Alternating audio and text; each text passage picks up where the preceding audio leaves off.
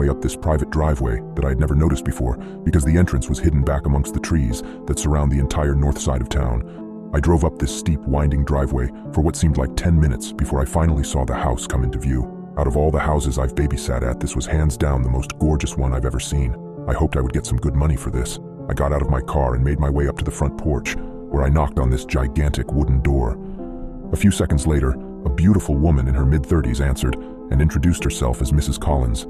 She called her husband down, and shortly after, an extremely handsome man, also in his 30s, came walking down the grand stairway, holding an adorable little girl in his arms. The couple seemed very anxious to leave, and even though they were both gorgeous people, I could tell that underneath all of their beauty, they were both extremely tired and haggard from having to keep up with their 7-year-old. They were obviously very excited about having an entire night to themselves and couldn't wait to get out of there as fast as they could.